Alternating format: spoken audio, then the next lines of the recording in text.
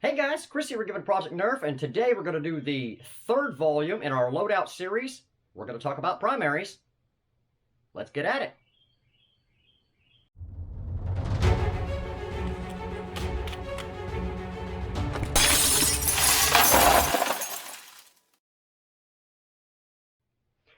Alright guys, I want to say first off that, in my opinion, there is no be-all, end-all, best primary blaster for every situation, every game, blah, blah, blah. So what we're going to do today is go over some of my criteria for selecting a primary blaster for a given game or a given round. Number one criteria for selecting your primary, obviously, guys, is going to be the game rules. What does the ammo type allow? Is there an FPS cap, and what is it? Etc., etc. Is the game allowing milsim style blasters? If you've got some sick painted up milsim blaster and the game doesn't allow it, you're not going to be able to use that. If you have some high velocity Springer primary a la a Caliburn or something like that, and the FPS cap is 120 because it's an HVZ, they're not going to allow you to use your Caliburn. So obviously the game rules is the absolute first criteria in selecting the proper primary for your round. Number two, for me, durability. Again, I cannot stress that enough. Something that I know is going to work. It's going to shoot the first time, every time, has a low chance of breaking down on me. Huge thing there. So sometimes, guys, less is more. Durability is a big one for me. Always has been, always will be. Number three, accuracy. I have always gravitated towards high accuracy / precision versus incredibly high muzzle velocity. High velocity is great, but for example, if we take the Predator long shot behind me that shoots in the 265 to 280 range versus the yellow long shot here that shoots right around 200, this blaster is spot on 10 for 10 at like 50 feet. This blaster at the same range is nowhere nearly that good. So even though this one shoots 65, 70, 80 FPS higher, it would not be the blaster that I chose to field because it's far less accurate and I'm just going to waste ammo by missing. So accuracy for me over velocity pretty much every time. Number four, and one that people often do not consider, is personal playstyle. For me, particularly when I was younger, I often, within a group, played a hunter skirmisher style role. Very active, a lot of movement, a lot of running, a lot of displacement, a lot of high-paced, high-energy play. So my loadouts tended to be lighter loadouts with, again, very reliable blasters that I knew were going to work for me because in that type of role, it's a high-risk role. You truly risk being tagged out much more than you would in, say, a suppressive fire type of role, for example.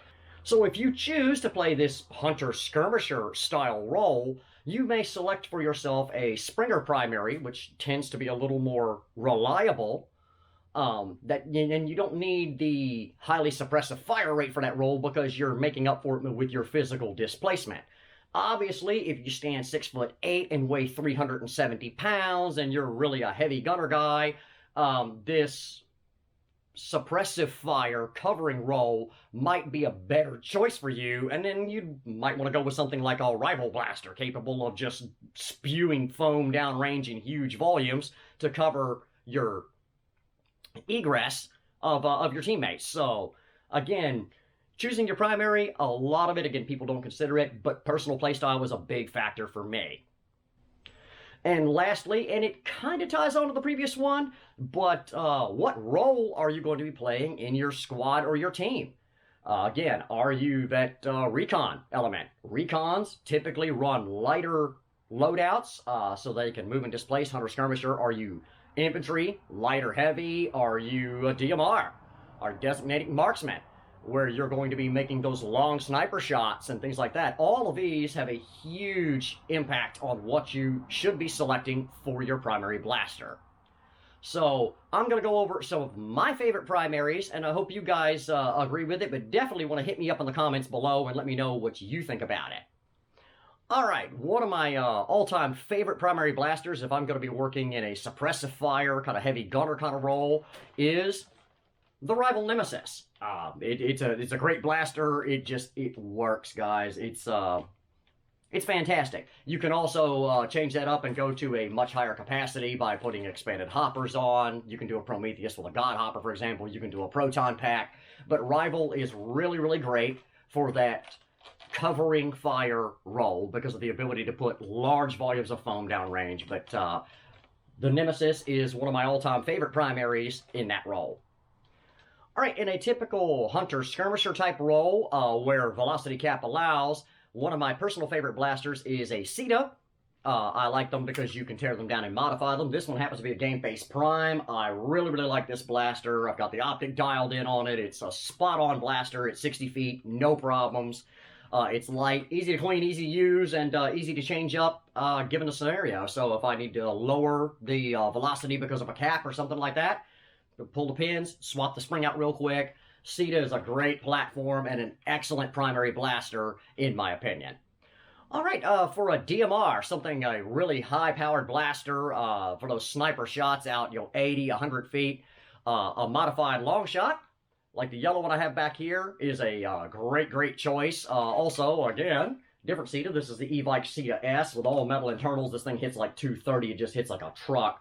And, of course, being able to, do a full buffer tube stock on it and things like that really allow me some great adjustability and modularity, adaptability on the fly. So, again, throw out a plug out for the Sita. And, by the way, guys, I have several. I think I have all of the base models. I've got the Jet, I've got the Game Face Prime, and of course I have the E-Vike. If you guys want to see like a side-by-side comparison for how I have them set up, like range day type stuff, hit me in the comments and let me know about that, because we can get out and have a little fun, do a little Sita video here.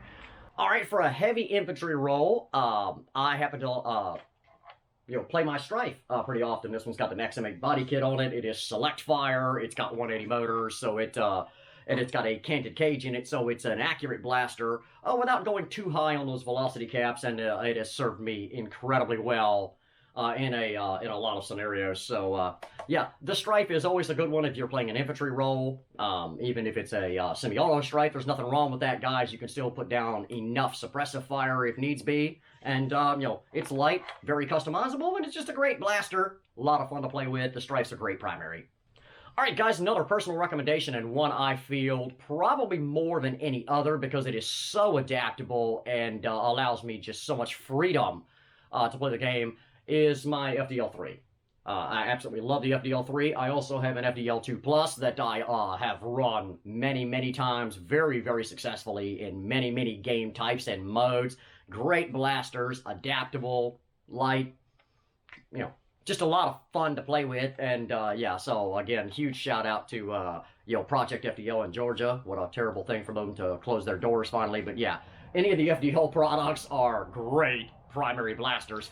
And the last blaster I'm going to recommend, just as a suggestion to you, is very quickly became one of my favorite HVZ/indoor arena game primaries, and that is the Villainator. With its 40-shot capacity, slam fire, very easy to modify to shoot both short and long darts, so you can get that accuracy out of the short darts. You can see here we've modded this one to the 9s. It's got an upgraded spring. It's got a great optic on it. We've put a buffer tube style stock we made for it, so that part's great. And then we also mounted a tack light on here just so we can be ready to go. And this one's pretty cool because it also does red and UV, which is awesome. So if you're using like white glow-in-the-dark darts, you can, they actually like tracers going away from this thing. So super cool, just set up on this blaster, and I use it a lot. It, even in games with higher FPS caps, I've seen, games at 150 FPS, and I field this blaster that shoots in the 90s with long darts very successfully. So yeah, the Villainator makes a great primary. It's a budget blaster. Run one down on Amazon, do what you gotta do, get yourself one. Awesome primary. All right, guys, those are the things that I consider when I'm selecting a primary. And there's one more token that I'd like to add from my personal experience, guys, and that is choose a blaster that you can have fun with. Okay, it's not always about getting the most tags or being victorious or completely dominating the zombies or the other team. It's about getting out there and enjoying yourself. So, just one more blaster I'm going to show you right here is one that I have fielded many, many times. It's and I've had so much fun with it. Is it practical? No. Is it the best performing blaster on the planet? Not at all, but I really enjoy playing with it. But let me grab it real quick. But for me, guys, I have had tons of fun with my Boom Nitron.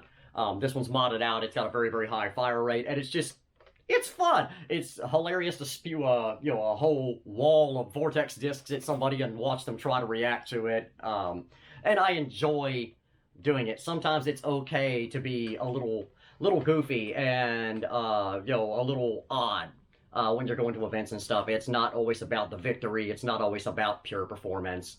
And remember that. So always, guys, choose something that you can enjoy and have fun with, and you'll just have a better day out there. Guys, I hope this helps you out in deciding factors for choosing a primary blaster for your loadout. So if you haven't done it yet, hit that subscribe button, turn on all those notifications, give us a thumbs up, feel free to leave a comment, and as always, guys, in the description box below, I'll put links to our Facebook, links to the shop, the email address, and our fan mail address. If you want to write a letter and send it in, I'll read it on the air for you. Guys, till next time, this is Chris for Project Nerf saying have a blast.